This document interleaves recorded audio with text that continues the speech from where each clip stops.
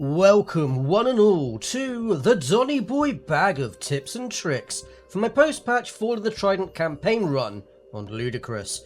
And have I got some tricks for you all today. Since the Egyptian set of missions are less linear than the Greek missions, it allows me to be a little bit more creative with my strategies, and I've been busy creating some fun strats to share with you all. We have some cheeky cheekies, some long macro missions, some short and sweet build orders, challenge runs, and maybe even a sneaky. Let's begin. Starting with mission 11, the Lost Relic. Funnily enough, we have a bit of a cheeky right out of the gate with this one. The objective here is to defend ourselves against ever stronger attacks, whilst the boys dig up a relic. If we roll with the default villager setup, this mission takes about 22 minutes to complete. However, by moving all of our starting villagers from their normal roles of collecting resources and instead focus on uncovering the relic, we only have to defend for 9 minutes, making this mission both quick and easy, since the enemy doesn't have time to ramp up their attacks to anything that would be considered threatening. Honestly, the only unit the enemy sends our way inside of 10 minutes that poses any kind of threat is the Son of Osiris, which, to be fair, is a pretty goated unit. Fortunately for us, the enemy doesn't really send much backup for him, and we just happen to have some of the best heroes in the game, so there is that. As we approach the 9-minute 30 mark, the relic has been uncovered, and victory is ours. Mission 12, Light Sleeper, is next, and this mission can be tackled in one of two ways. First off, we're going to showcase the honourable approach in where we tackle the challenges of this mission head on, and then there is what can only be described as the cheekiest of cheekies, which we'll be showcasing thereafter. Regardless of which approach you prefer, the start is pretty much the same. We use our starting heroes to tank damage whilst our ranged troops pepper our enemies from afar, where possible utilising our Candace's buff ability to speed up this process and reduce the HP lost on our heroes. The best way to tackle this first part is to lure the slingers towards the tent and then engage. This will allow us to kill this batch of units without triggering the patrol. We very much rinse and repeat this process on said patrol, using our heroes to tank as much of the damage as possible. Once cleared, we use our heroes to take out the final group of Anubites, luring if needed, and then pulling 5 villagers into a separate hotkey and clear out the mummies in the region below. To be honest, we mostly only need our heroes for this part, since we will mostly be fighting myth units between here and what will become our main base. I would suggest not picking up the relic here as it will trigger some more mummies, but we'll send Chiron in later to pick this relic up, since we don't have a need to come back this way again. Once we secure this base, we want to send our remaining workers to the mining camp to make a start on mining gold, whilst the 5 workers we picked up should be used to wall off our base and build a few sentry towers. Trust me, they really do help.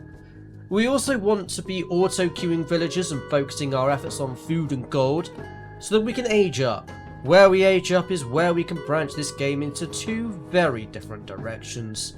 Starting with the honourable route of completing this mission the way the devs intended us to, with this approach we want to be aging up with Bast, mainly because of the resource upgrades. We will need a huge army to smash through the front door without needing 100 villagers eating our population cap.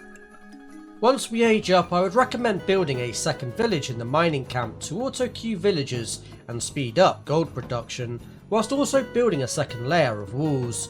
Similar to Amanra, Anubites can jump over walls and will make short work of any stray villagers, so we want to ensure our labourers' safety whilst they hoover up our precious resources. Over the next few minutes, we want to focus our efforts on resource upgrades, housing, statues and prepping for Age 3 by building a marketplace and an armory. We can use some of our excess gold to buy the food we need to age up with Sobek, who we want to choose on account of pet Sobeks being goated units. Quite frankly, there is no need to build a barracks or the units that come out of it, so Sekhmet isn't that great of a choice here. Arguably the Scarabs and Cherry upgrade is helpful with this mission, but compared to pet Sobeks, there really is no contest. As we age up, we want to have our resource and armory upgrades ready to rock and roll upon completion. including the sentry tower, settlement and wall upgrades. Once we hit age 3, we want to build 2 to 3 strongholds and a few siege workshops, along with their upgrades, as we get ready to power up our unit production. Whilst the ordering is up to you, I would suggest focusing on the upgrades first, and once done, then power units. Since once our unit production starts, it likely won't stop until the end of the game, so resources are going to be difficult to accrue once our foot is on the gas. The next 5 to 10 minutes will probably look like an epic tug of war as we try to kick down the front door. There are probably some guerrilla style tactics out there which utilise the shipping lane to transfer troops to the side of the enemy base to backstab them, but kicking down the front door works well enough and honestly involves a lot less messing around, especially since we are on a bit of a timer with this mission. Eventually we will break through the enemy defences, since there should be no way the enemy can keep up with our production at this point in the game, and quite frankly there really is no answer the enemy has to deal with our pet Sobex in numbers. Once we break through their stronghold, the mission is basically over, since we are on the doorstep of their production and we can safely send our swordbearer to unlock our guardian and lay waste to whatever's left. Ahead of the 30-minute mark, this mission is over, and victory is ours. If this method is not quite to your liking and you prefer a more sneaky approach, then don't worry fam, Donny Boy's got you covered. At the point of aging up, instead of choosing Bast, instead we are going to choose Ptah for the game-breaking god power that is Shifting Sands. Now I think I might know what you guys are thinking at this point. Well, how's that going to work? The devs nerfed this ability not long after I posted my previous cheeky with this strat, and Shifting Sands no longer works on the swordbearer. And yes, you are right. However, Donny Boy figured out another layer to this strat that the devs did not consider. So bear with me boys. Now we do want to defend ourselves as we power up on resources, however we want to build as little as possible to survive the enemy attacks, whilst also grabbing our upgrades and prepping for age 3. Typically somewhere around the 10-minute mark should get us to the age 3 that we need, and to be honest it really doesn't matter who we choose as an option, since age 3 is all we actually need to pull off this strat. Whilst we are aging up, we do want to build a siege workshop, and then ensure we have 200 wood and enough population to build a siege tower. Once the siege tower is built, we garrison the swordbearer inside it, and then use Shifting Sands to send the siege tower to the guardian spot and unload. Yeah, I know, it's a dirty strat, but it's clearly one that devs didn't consider when they nerfed my original strat. Anyways, from here we simply take the guardian to do the objective, and victory should be ours around the 14-minute mark. Easy bruv. Mission 13 Tug of War is up next, and this one is actually pretty simple, even on Ludicrous. Essentially we start by rallying troops to the centre of the map, grab our upgrades and a few fishy boats, redirect some workers from food to gold, and grab our upgrades, and then auto queue fast units like Anubites, chariots and camel riders, as well as a few priests, since we will need them for the next part of this mission. We also want to utilise our god powers to take control of the cart, and then defeat the enemies protecting it. Once we've secured the cart, we simply escort it to the narrow mountain pass, as we prep for the ambush. My suggestion here would be to place the priest near the blue flag, outside of our base, as this is the path the phoenixes and rocks will take to unload their troops. The Anubites atop the hill cannot be stopped, since the enemy will be using the Shifting Sands god power to relocate them. We just need to ensure enough troops and heroes are protecting the cart to maintain control of it. Once we have countered this event, the mission is basically over. Any troops the enemy does send can be held at the mountain pass choke point, and at the 7-minute 30 mark, victory should be ours. Now we could simply just take this hollow victory and move on, however, that's not typically how we do things on this channel, and someone under the name Linoob put down a challenge for this mission. The challenge in theory was simple: destroy the red enemy base. Well, sir, to you I say, challenge accepted. To start this challenge off, we've pretty much rinse and repeat the original strat, with an emphasis on moving our starting troops to the centre of the map, upgrading to heavy axemen, pre-queuing our upgrades, sorting out our fish eco, starting unit production with chariots, camel riders, priests and axemen, and moving some of our food eco to gold, whilst the pharaoh empowers the monument to speed up our unit production. Once our troops are in position, we want to drop the ancestors' god power and then wait for the cart to move away from the initial group of units before capturing it with the serpent's god power and sending the cart towards the relic at the top of the ravine. Between our starting troops and rallied reinforcements, we should have little trouble dispatching the enemy's initial army as we look to continue villager and unit production, whilst Chiron and Amanra start collecting the relics dotted around the map, of which there are 4 in total. The relics will increase hero damage versus myth units, increase cavalry hit points by 10%, increase worker gather rate from farms by 10%, and gives bonus line of sight and max range to ranged soldiers, whilst each relic also gives a small trickle of favour. At around the 4-minute mark, we want to stop producing axemen and camel riders and switch instead to elephants, since they are the only units that can realistically tank the Avengers, which are honestly the big threat in this mission, along with the priests. This next part is the creative element of this strategy. Our labourers can only build a handful of buildings in this mission, so walls are out of the question. However, we can build a makeshift wall using mining camps as an example to really mess with the AI. We also want to move our rally point to the blue flags outside of our base and prepare for the upcoming ambush event. At around the 7-minute mark, we should have enough troops to trigger and ultimately counter the ambush event, since we are already maxed out at this point, and we should also prep for our next goal, which is to move the cart to safety and wall off the main choke point to our base. Now that we have parried the ambush and subsequent attacks, we can build our makeshift wall at the canyon pass and mess with the AI pathing some more. At around the 10-minute mark, we want to start prepping for Age 4, so turning off unit production is next on our agenda. And for some reason the AI doesn't seem to move past this point on the map, so having our Osiris piece chill in this location really does mess with the AI. It is worth noting that the enemy troops will spawn indefinitely, and the only limitation to their spawns is population cap. And in order to destroy the enemy base, we need the enemy to stop spawning fresh troops. In order to do this, we need to stop killing their troops and let the enemy max out.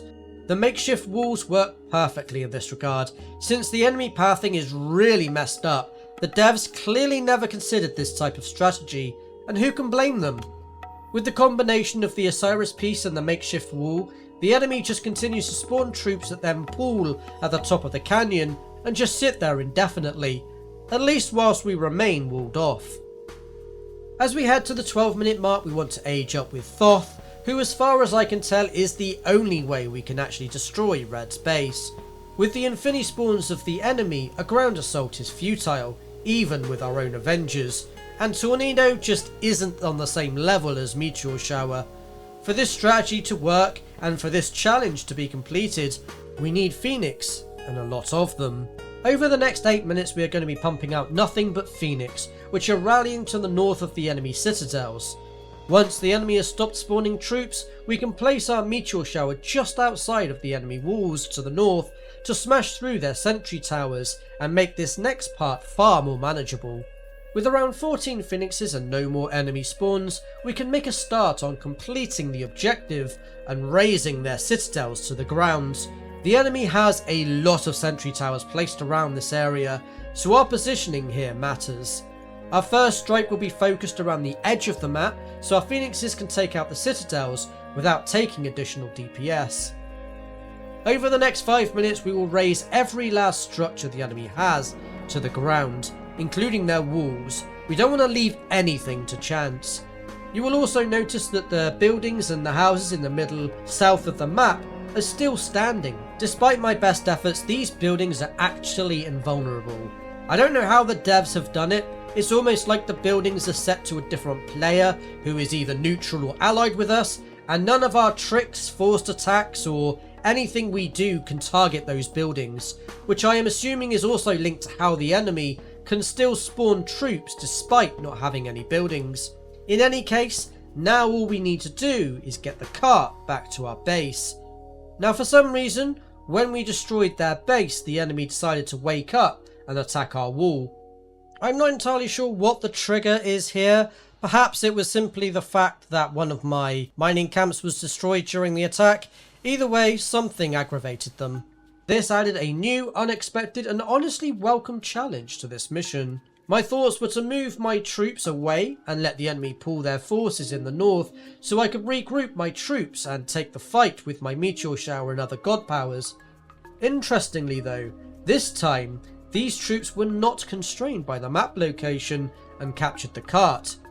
This was fine. It gave me all the time I needed to regroup my forces and then force the fight on my terms in the choke point that leads to this area and right next to my rally points. Even if the enemy troops died, it would take an age for their freshly spawned troops to get to me in time, and they were literally bringing me the objective, gift wrapped and everything. Now I am not 100% sure if it was the meteor shower, the location or what, but the enemy troops simply didn't even put up a fight here.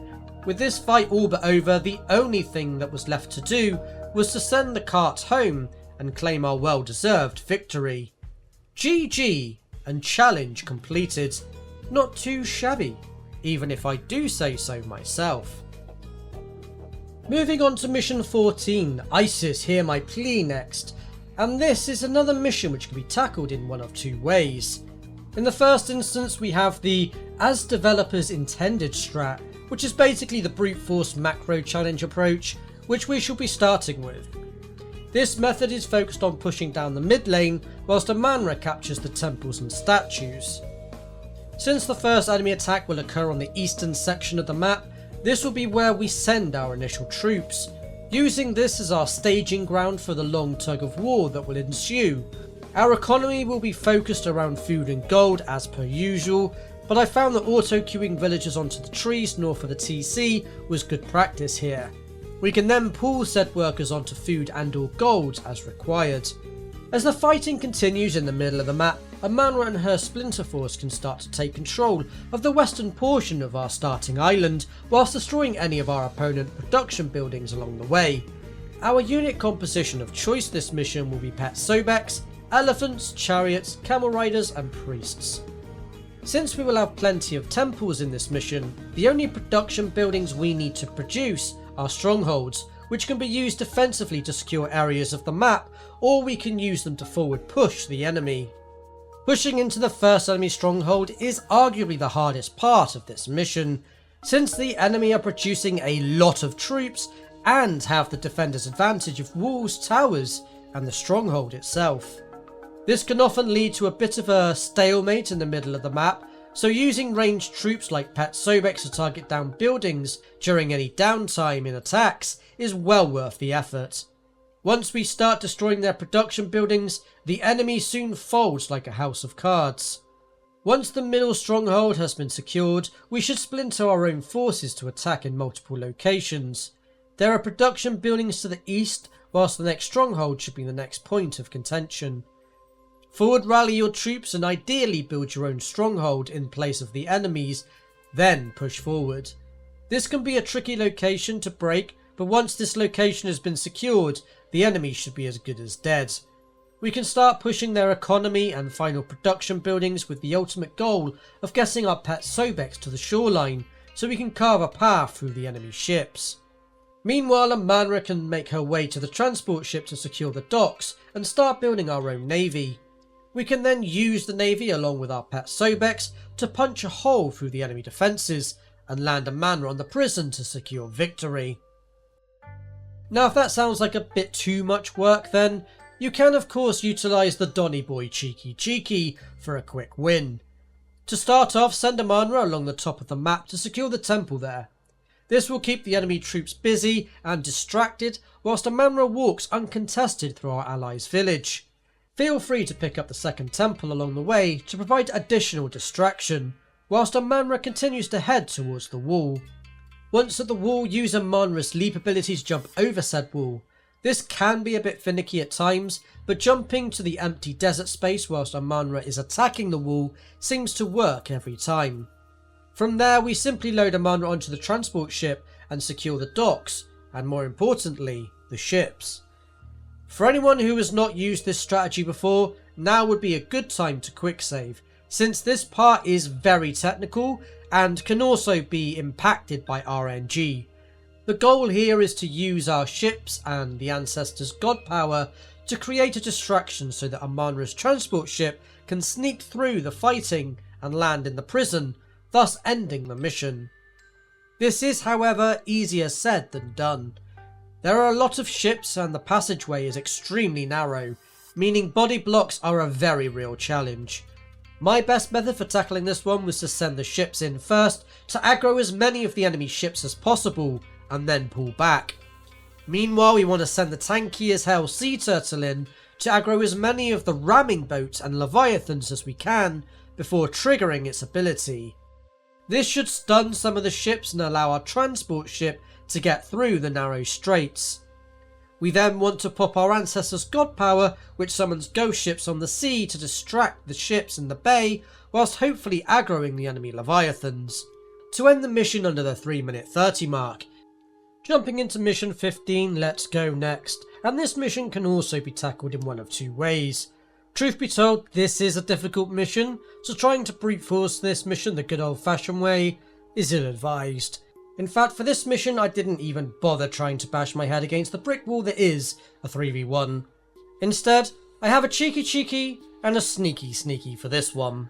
Whilst both approaches start off exactly the same, let's start with the more standard cheeky approach.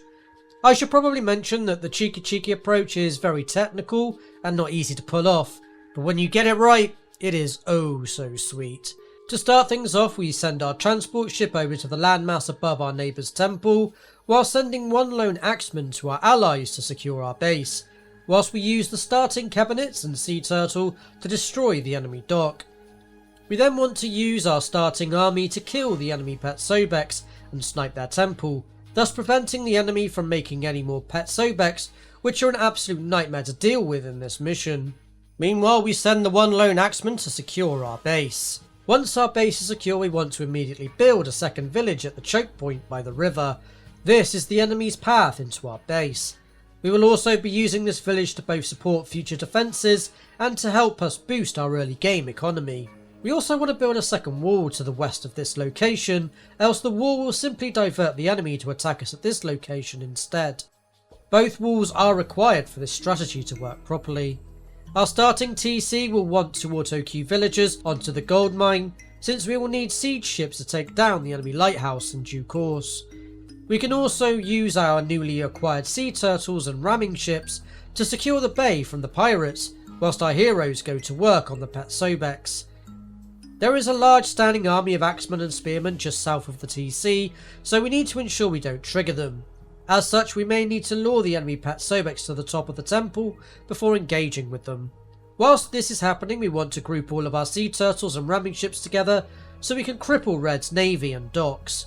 During my run, the enemy managed to run a pair of pet Sobex back to their TC, which was very unfortunate for me, since I had no way of getting to them without fully triggering their army, and time was of the essence. So I used the combined healing of the priest and the pharaoh to heal through their DPS.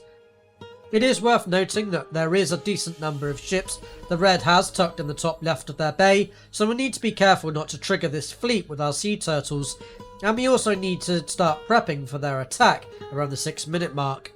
Once we've destroyed the temple, we can send our heroes back to our base, ready to defend against any future aggression. You could also pick up the stray relics should you so choose.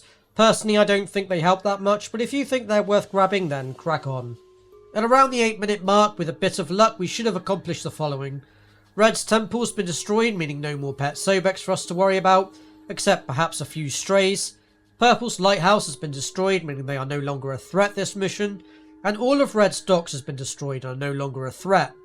They have no way of producing any more ships, and aside from a few strays, we are free to fish to our heart's content. We should also have a strong defensive setup against our indigo neighbours, we can garrison any villagers as required, and our economy is off to a good start. Our focus over the next 5 minutes should be to double down on our economy, prepping for Age 3, repairing walls, and keeping our base alive against Indigo's relentless pressure. When it comes to aging up, Sobek is simply the better choice. Both options are viable, but pet Sobeks are simply too damn good to ignore. Once we hit Age 3, we can build a few strongholds and start powering up our unit production to push back and eventually take care of Indigo once and for all. By the 22-minute mark we should be looking to age up again, and whilst both options are great and 100% viable, Thoth is my preferred option of the two. Meteor is fantastic for breaking the enemy stronghold in this mission, whilst the Phoenixes and upgrades are the cherry on top. At the 25-minute mark we should be ready to break red and look to secure the Osiris piece. Using Meteor Shower on the enemy production centre and strongholds here is extremely effective and secures our position on this island. I would recommend bringing some villagers across to build our own strongholds and siege workshops upon the rubble of our crushed foes in order to secure both this area and to act as a staging ground for the rest of this mission. Once the Osiris piece has been secured, we can use our strongholds to lure enemies into a bad fight and also garrison our cart if needed. Once the defenders have been laid to rest, we can smash through the front door and secure victory. To be fair, that is quite a technical build and might not be for everyone, so I have an alternative method for tackling this mission, and it's a far simpler and quite frankly effective method. For this strategy, we simply send our transport ship to secure Zeal's base and use our starting sea turtles and ships to take care of the enemy ships on the shoreline. They will also act as a distraction for the enemy towers whilst we land all of our starting troops, including our pharaoh and villagers. We want to use our troops and heroes to tank the enemy tower shots, whilst our villagers build a strategically placed barracks and marketplace. We can then use our troops to kick down the gate, enabling our Osiris piece to escape its prison. Once destroyed, we want to place all of our troops, including any new troops, between the barracks and the marketplace, whilst our priest and pharaoh heal the boys. Once healed, we want to send our cart and troops past the TC to the south and make a start on creating our own path to the objective marker. The furthest wall is the perfect spot for us to destroy, which is only protected by a single sentry tower. It is worth noting that we need to ensure our troops don't get too far ahead of the cart, else the TC will capture it from us. Once we've made a gap in the wall, we can simply use our remaining heroes and troops to escort the cart safely outside of the enemy walls to the flagged location, thus resulting in victory at the 8-minute 30 mark. Sneaky. Next up is Mission 16, Good Advice, and this mission has seen some changes since launch. This mission is a bit unique in that it has 3 distinct phases. The first 2 phases are very linear, whilst the third and final phase can be done multiple different ways, of which I will showcase 2 viable strategies. Starting with phase 1, we send our Cantos to pick up a relic and fight a pair of Cyclops. This is an easy fight that leads to one of the trickier parts of this mission. The goal here is to keep 2 statues alive whilst Arcantos aggroes Gargarensis. The best way to tackle this is to stand in front of the right hand statue so that Gargarensis targets Arcantos. As soon as the Cyclops spawn, we want to insta-bolt one of the full HP Cyclops with the goal of keeping the middle and right statue alive. In my experience, there was no way to keep the left statue alive and win out, so I would suggest simply leaving it to its fate, whilst we focus on the other 2. As the left statue starts to fall, we want to rotate our Cantos to the middle statue to body block the Cyclops, and ideally force them to walk around the temple if possible, and at the very least buy time for our Cantos and the statues to kill the Cyclops before they club the statue to death. This part can be completed with only 1 statue remaining, but even with restoration it very much comes down to the wire. My advice would be to quick save ahead of putting the relic in the temple and hope the gods favour you. Once Gargarensis is killed, we simply send our Cantos to the shrine, cast his buff ability and then target down the Chimeras before we transition to phase 2.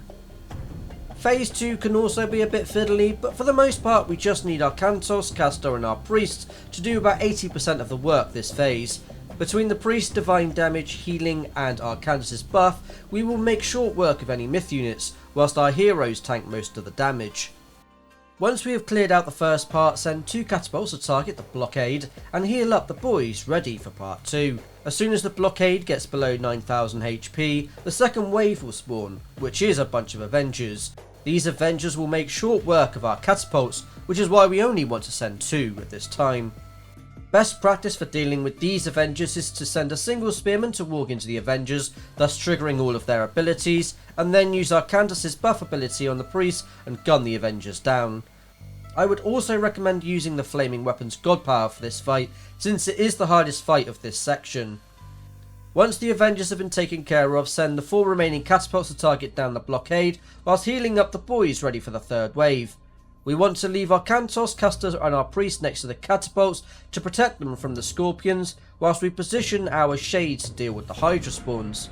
Once the boulder wall dips below 6000 HP, the third and final wave will spawn, so it's also worth popping Restoration here, no reason to keep hold of it beyond this point.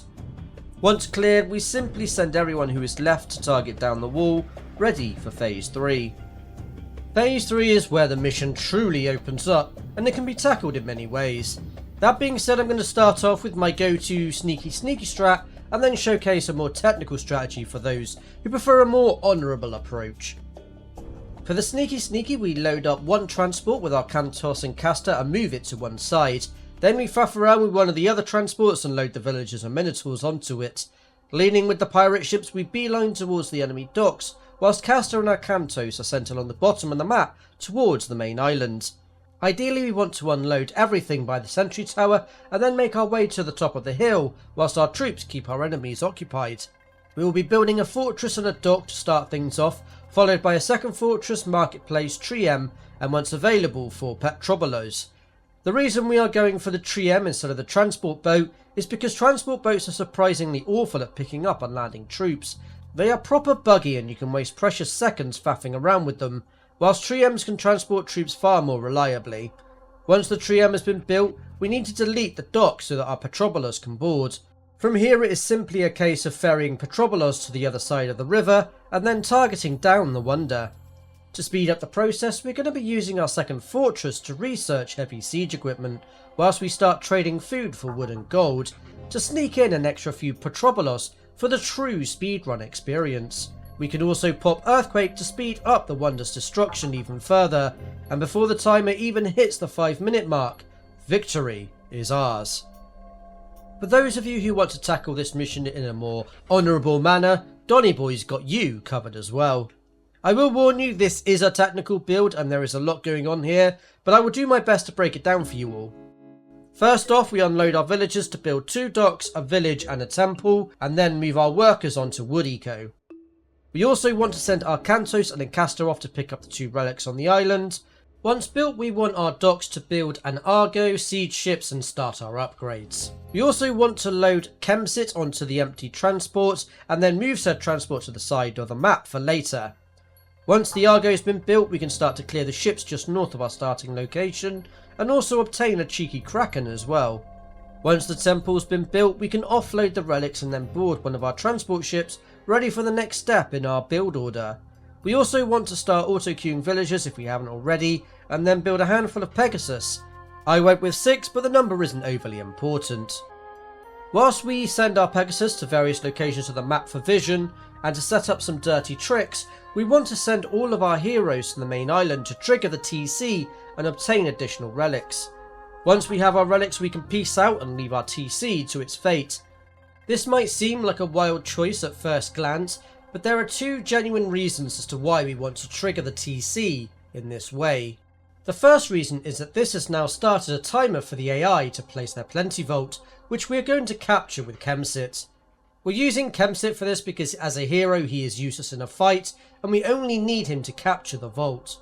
The second reason is that the enemy will basically leave a huge army on the settlement, which we can basically avoid for the majority of this mission, whilst it eats their supply.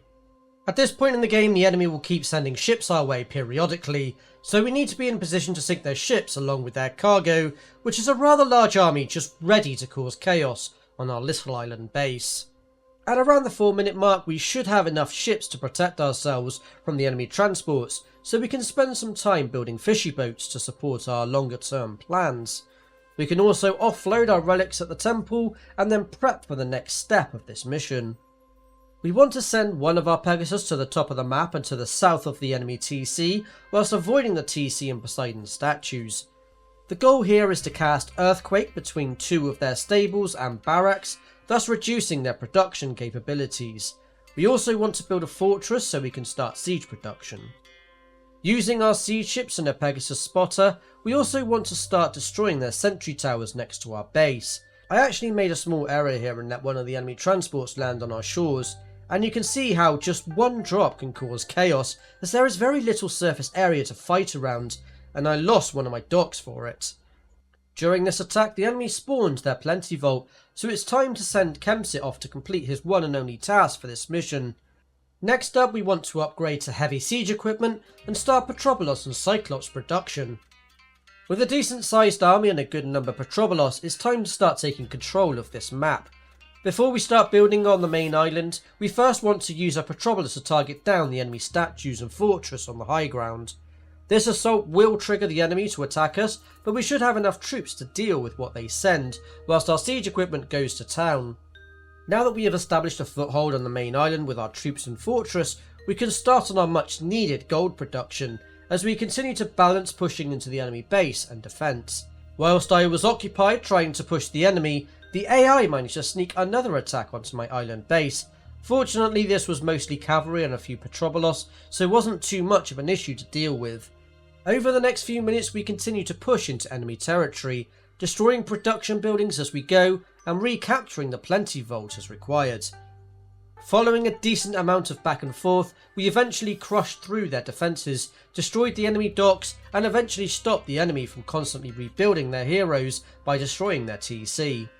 Once the TC was destroyed, the enemy had no production buildings remaining, and all that was left to do was destroy their wonder and end this brutal mission at the 28-minute mark. Woof. What a mission. Mission 17, the Jackal Stronghold, is next, and this mission can be tricky. However, we have some new strats to share with you for this one.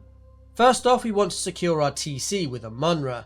As soon as we capture the TC, we want to turn it into a citadel to speed up villager production, and then send a Munra to various locations on our island to pick up some extra villagers and secure a few relics. We also want to avoid picking up the neutral houses until we have built all of our own, then capture said houses for a cheeky little overcap. Whilst powering up our eco, we want to build 2 docks near our southern gold mines to enable the next step in our plans. We want to build a decent number of ships in order to both protect ourselves from the first enemy attack and also to secure our foothold in enemy territory. Once we have parried the first enemy attack, we can send our remaining forces plus a few labourers to the southernmost point of the enemy island. Once there, we need to secure our position by building a stronghold, 2 siege workshops, followed by a second and third stronghold. Eventually we want a pair of temples as well. Once we have built our first fortress, we want to start our upgrades. We will be using elephants, chariots and camel riders in this mission, and once our siege workshop has been built, we can grab our upgrades here as well. Force of the West Wind is the big upgrade here. It allows us to construct catapults in age 3 instead of age 4 and adds 15% crushing damage on top. We also want to grab the siege unit speed upgrade, and once completed we can start building catapults. Over the next few minutes we want to age up. Either God works fine, but Horus is my preferred choice, mainly on account of the tornado god power. We are also going to be powering our troop production, focusing on stronghold units plus priests and catapults. By the 17-minute mark we should have a large enough army that we can start pushing through the front door, smashing any troops the enemy has while sniping key structures like siege workshops, TCs and any other production buildings the enemy has in our path to the main objective, including any walls and gates with our catapults. Despite our enemy's best efforts to thwart our attacks, by the 24-minute mark this mission is done and victory is ours. Of course this wouldn't be a Donny Boy guide without a sneaky mixed in. Knowing that Amanra's leap ability was legit busted in this game, I decided to spend some time looking for potential jump spots, and there has been one under my very nose since, well, forever. I just didn't know it. This cheeky spot is literally a speedrunner's dream. To start off we want to capture the TC and then immediately build a cabinet. Why a cabinet, you might ask? Well, because unlike transport boats, they simply don't troll me. Once built, we board a manra and set sail for the cheekiest of cheekies you will ever see. There will be no resistance along this path, so simply set sail to the lowest point on the cliff and unload a manra. From here we simply follow the path to the houses and move a manra next to the tree. Once there, we want to manually select her leap ability on the lowest point of the hill. I found that giving a manra a bit of a run up here also helps, as this spot requires almost pixel perfect precision. Once there, we simply move a manra to the Osiris piece, and victory is ours at the 2:30 mark. Easy bruv. Mission 18, A Long Way From Home, is next, and once upon a time I would have said this is easily one of the hardest missions in the game. But time has passed and I have learnt some lessons, and apparently at some point in the last 10 months, I got good. What was once a mission I dreaded playing is now pretty straightforward. A lot of what makes this mission challenging is the unpredictability of where the enemy is going to attack us. Suffice to say, I have figured it out. But we are getting ahead of ourselves. First things first, we want to send Chiron to the village to pick up the Sphinx there and head north. Our starting villagers will beeline towards the second village at the bottom of the map and build TC number 2. Meanwhile, we want to build a handful of priests with our starting gold and also queue villagers to the middle edge of the map, where we will be building our food economy, away from the front lines. Chiron will be collecting a relic in the north that increases the damage heroes do to myth units, which is easily the best relic in this mission, whilst the Sphinx targets the wall at the back of the enemy base. Our starting troops, including our newly made priest, will be targeting the mummies in the south, and once this mission is done, Chiron will be joining them. The priest will be targeting down the enemy myth units as they spawn, whilst our cavalry will be targeting the temple. We can pull our cavalry away from the temple as the enemy spawns are triggered, and eventually Chiron will join the fight and tank for us. It is worth noting that this first enemy attack will always occur at the 4:30 mark, and will always come from the middle path to our TC. Whatever troops are left from our fight with the mummies in the south will be used to defend our TC, although the TC itself will be doing most of the heavy lifting here. By the 6:30 mark, we need to have walled off our new base in the southwest, the path in the north of our base, and the path due west of our starting village. This will force our opponents to attack in the only path that has been purposely left open, the middle path to our starting TC, which also acts as a choke point. Between attacks, we also want to take care of the second tomb to the northeast of our starting TC. This will prevent most of the mummy attacks on us, and any future attacks will only come through in the middle choke point, where we have funneled our opponents to attack. It is worth pointing out that walling off this middle path will result in the enemy attacking wherever they please, which brings us back to the unpredictable nature of this mission, which is why we don't want to wall off this final path. We're also going to want to build our houses and build a third village towards the gold mine in the south. This will initially be for gold production, but will eventually turn into additional farm eco as well. From around the 7-minute mark, we should have our Sphinx working away at the enemy temple, which will reduce the number of myth units we encounter. There is a fourth path which we can block off between the cliff and the oasis, just north of our starting TC. This is an attack path that the AI will occasionally use to catch us off guard. This wall will prevent that from occurring. At the 8-minute mark, we do need to start thinking about ramping up our defences, since the enemy attacks are going to start scaling up now. At the 12-minute mark, I started building my marketplace and armoury, ready for the transition into market eco for the late game. Market eco here is insanely powerful, as a caravan from this marketplace to the settlement in the southwest nets 139 gold per trip. By the 13-minute mark, we should be relatively well defended, have a strong economy of around 60 workers, and starting to think about aging up. Whilst both options here are viable, I personally think Sobek is the better choice. The first reason being pet Sobeks, as they add a lot of much needed ranged DPS to our army, and rocks are actually super useful here, especially when it comes to sniping the final tomb and an enemy temple later on, but both options are viable. As we approach the 15-minute mark, we should now be in Age 3 and have started our economy and armoury upgrades as we look to strengthen our defences with strongholds and sentry towers. I was actually a bit slow on this one myself and was punished for it by the next enemy attack, which hit at the 16-minute mark. I also skimped on troops so I could power through my upgrades, which with hindsight would have been a bit more staggered with a heavier focus on defense.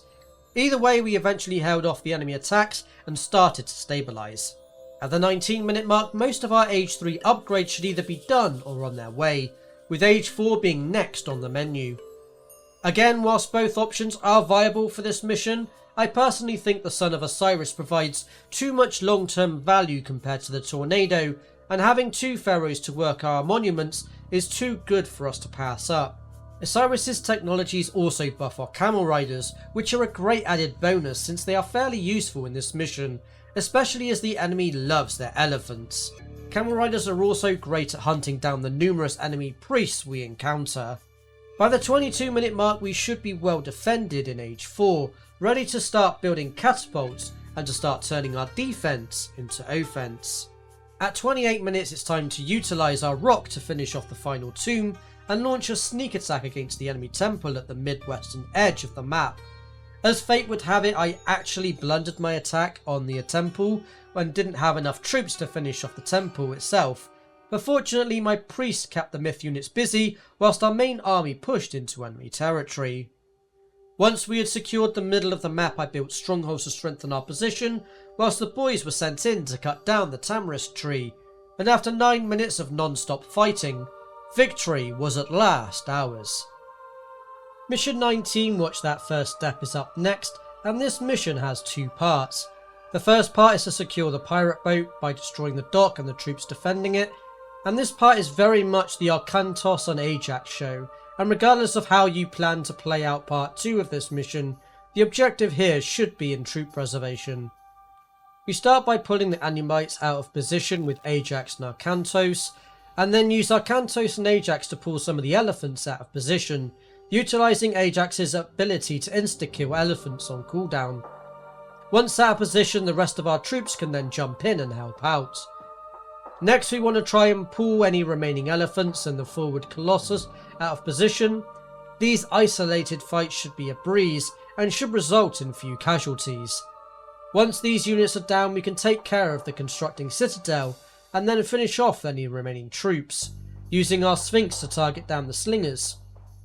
We will then be free to take care of the dock and secure our pirate ships. At this point, it is good practice to board Ajax onto a separate boat from the rest of the squad. Ajax can then head north to the island next to the enemy's dock to collect a relic which reduces villager costs, while everyone else makes their way to our main base. Once our main base has been secured, part 2 of this mission can begin, where there are two distinct paths one could take. Path 1 is the honourable approach, whilst Path 2 we shall explore later. The first thing we want to do is build a handful of fishy boats and obtain the fishy boat upgrade whilst we send our starting villagers north to build a temple and mine gold. Once a temple has been built, we can return the relic and build a rock, whilst we send at least one villager to build a pair of walls between the trees. The rest of our villagers, including our starting priest and pharaoh, can then be loaded onto the rock and sent to the south of the map. To aid defense, I would suggest we spend our remaining resources on obtaining a pet Sobek and its upgrade, since the enemy will soon be attacking us. Ideally, we want to drop off 3 workers on the starting island, whilst the rest of our villagers are transported to the island in the south to mine gold. Our priest and pharaoh can collect the 2 relics there, which will improve gold gather rate by 10% and reduce the gold cost of researching armory upgrades by 50%, which are well worth the effort of collecting them. At the 7-minute mark, the enemy will have discovered our location and started to send troops to attack us. We'll want to make a start on ship production and move newly created villagers onto wood to support it. We also want to build a village by our allied temple to double down on our gold economy for the mid to late game. The first fight should be relatively straightforward, and our secondary objective here is to retain our sphinxes for the second part of this strategy. Once the fight is over, we can send our remaining troops to the right-hand path and snipe the production buildings there, which includes a temple and a barracks, whilst our priest and pharaoh return from their relic duties. Once again, we want to be careful not to lose our Sphinx, as they are our main source of building DPS at this stage of the game. Whilst our troops are dealing with theirs, Our Sphinx can target down the production buildings before retreating back to the safety of our walls, just in time for the next enemy attack. Statues and housing is next on our to build list as we shift our focus towards the sea. Next up, we want to build 2 docks next to the new village and auto queue villagers onto gold, ready for the next phase of this mission. The next part is optional, but loading up the rock with another group of workers here is a recommendation of mine. We are going to be sending them to the gold mine due east of our base, since gold is king with Egypt, and once our macro engine kicks in, we are going to need all the gold we can get our mitts on. From the 10-minute mark, the enemy attacks start to scale up considerably, with the addition of elephants and more priests. As such, we will want some additional defences in place, as well as our own stronghold units. So next up is the mid-coal stronghold, placed around the tree line to add additional defences and act as our foothold in this area. Using the locust swarm here, whilst not ideal, does help to whittle away at the enemy health bars, and since our ground forces are quite light here due to our recent shenanigans, this god power is well worth utilising if needed. We should also have our first Colossus built now, so we can send our rock to pick him up and send him home to aid our defence, whilst we start auto-queuing ships from our 2 new docks. At the 11-minute 30 mark, the enemy will start to attack our shores by sea. This is our cue to start pushing on the sea front. Once their ships have been sunk, we can start destroying their sentry towers and targeting their docks. Meanwhile, the main enemy attack should now be over, and we can look to rebuild our walls and build our second stronghold. Unfortunately, at this stage of the game, most of our resources have been going into shipbuilding and not troops, which has led to some complications at our base. Still, the ships are needed to end the threat by sea, and with a stronghold, elephants and a colossus to support, we should be able to repel this next attack, even if it isn't pretty. With the first enemy dock destroyed, it was time to group our ships together and take care of the remaining ships and dock. At this point, we can also look to slow down ship production as we double down on our defences at home. With 2 strongholds, a handful of elephants, pet sobex and chariot archers anchoring our defence, and all of our resources now focusing on the land battle, we can finally start building up our unit count and refocus our efforts on redistributing resources as required, with food on the top of our agenda. As we head towards the 18-minute mark, aging up is our next priority, along with our armoury upgrades. We also want to be prepping our siege workshops ready for our inevitable push into the enemy base, and catapults are insanely good at breaking the enemy's entrenched positions on this map. If at the 19-minute mark we still don't have the resources needed to age up, it is worth considering redistributing our resources to enable the age up, as we are an age behind our opponents, and most of our pushing power comes from age 4 units and upgrades. Whilst both minor god options are equally as strong and viable for this mission, I personally prefer Toth, as his villager and elephant technologies are perfect for this mission, and Meteor Shower is not too shabby either. For the meteor uses, the ideal target would be the stronghold to the east, since this is out of the way and not protected by the anti-god power voodoo. Sadly, I didn't get the RNG I was looking for, mostly on account of the troops that were stacked on the right of the stronghold. At the 22-minute mark, it's time to push into enemy territory and turn our defense into offense whilst we blitz through our upgrades. Unfortunately, in my run, our troops got a bit ahead of themselves and triggered Kamos before I was ready. However, as it turns out, Kamos has no leash range, and so followed me all the way back to our base, and as it turns out, heavy catapults absolutely mess Kamos up, resulting in an unexpected victory. GG. Now before I move on to the next mission, there is one other strat we can employ on this mission. A sneaky if you will. Instead of taking the starting rock to the south to drop off villagers, we can instead load up our entire starting army and simply travel northeast through the enemy temple to the top of the map, and then go due west and drop off our forces at the top of the path, where we will unload and target down Kamos. This can be a little tricky as we have limited troops and Kamos has an army, but we only need to get Kamos down to around 320 HP before the mission ends, so target fire is generally the best approach for this one. I am sure it wouldn't take much to obtain a better result than this one, but ultimately using this strat can snag you a sneaky win at the 7-minute mark. Easy bruv. Moving on to what is arguably the most complex mission in the Egyptian campaign now, with mission 20, Where They Belong. To my knowledge, there is no cheesy strat for this one.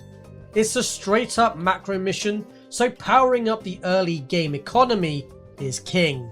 First off, we want to send some villagers off to cut down the trees to the west of Amanra's base to connect our forces. We also want to send some of our villagers in Chiron's base to build a TC on the settlement, whilst the others build a dock where we can get 5 fishy boats to support villager production, before focusing our efforts on gold. Meanwhile, we can use Chiron's starting forces to kick down the undefended gate. Once destroyed, we can target the guard tower, which aggroes any defenders, who we can target down as required, and then finish off the guard tower. Once the tower is destroyed, we can back up to our TC while sending in the Sphinx to target down the temple for free. Next up, we want to wall off our bases to buy time between attacks and to give us an anchor point for our defences. We also want to start powering our farm eco and relocating our woodcutters towards the trees in the central location of our bases to provide access to a gold mine for later. With our wall set up as it is, the first enemy attack will be redirected towards Chiron's base and should arrive around the 7-minute 30 mark. Enemy attacks always rotate between bases, so it's worth prepping a stronghold in Amanra's base ready for the next attack. Meanwhile, our combined forces should have little issue in dealing with the first wave of units, especially with our walls protecting our villagers. Our opponents favour myth units, so additional temples are worth building for priest production, whilst a marketplace is suggested to prepare ourselves for a late game transition to market eco. Whilst there is plenty of gold mines available on this map, having to relocate villagers constantly is an inconvenience, and once we clear through the immediate gold mines, the positioning of the mines are far from ideal. Once the initial attack has been thwarted, we can start building up our defences and unit production with a second stronghold. The trinity of stronghold units are recommended for this mission, although camel riders are technically optional. They are good at dealing with the enemy elephants and priests we encounter during this mission, but they are expensive and elephants plus chariot archers work well too. Priests, however, are a must, since the enemy has a myth unit fetish in this mission. Following the left-right attacks means that Chiron's base is the next base to defend, so additional sentry towers is suggested, and even another stronghold wouldn't be a bad choice. Once our villagers have pushed through the trees, we can then send some villagers off to secure our next gold mine, whilst we start up our caravan eco, and the population increase relic is well worth collecting.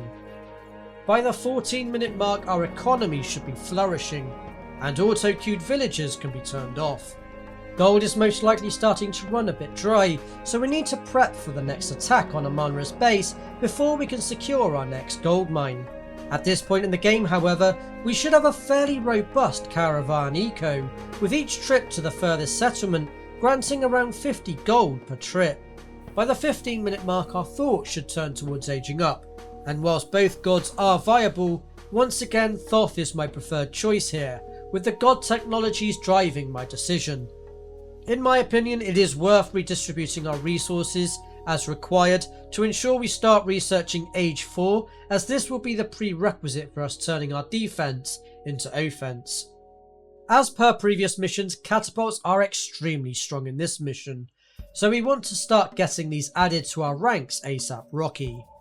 We will also need the armory and unit upgrades in order to take good trades with our opponents. Once we have taken care of this next enemy wave, we can turn our efforts towards taking control of this area and the gold mine just north of this position, whilst prepping for our next enemy attack on Chiron's base. Next, we want to wall off our new expansion with a stronghold to anchor, whilst also repairing and rebuilding the damage to Chiron's base. Since Amanra's base will be the next one to be attacked, our main forces should be in position to defend our new forward base.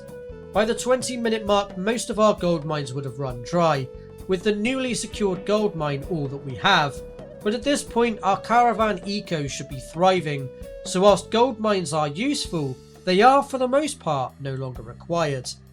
By the 22-minute mark, our Kantos and Ajax will now have joined the fray, so we can secure our next TC along with another gold mine, whilst Arkantos' army pushes into enemy territory. It is also worth building a temple to obtain the relic, and at the 23-minute mark, the enemy will send another army to attack Chiron's base. Once this attack has been thwarted, we can start our final push into the enemy's main base, whilst Arkantos and Ajax push in the north. New troops can be rallied between the next defence at our forward base and Chiron's base as required. Any spare forces can be used to secure the final optional objective to take control of the fishing village to the right of our forward base.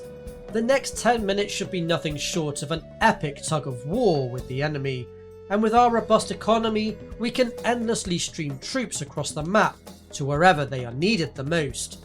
Ultimately we will have 3 armies to control, each pushing different locations on the map with the goal of destroying our enemy's production buildings. Once we are on the doorstep of Red's base, it is worth building a new forward base including a stronghold, temples and siege workshops to maintain momentum into the enemy base, and would be an ideal spot for a meteor shower. At around the 31-minute mark, our enemies have been crushed and victory is inevitable. Mission 11 Old Friends is next, and this is probably the strangest mission in the game. A witch called Circe has turned our troops into pigs and our heroes into boars. The first is to free captive pigs and then protect them from villagers with our boars.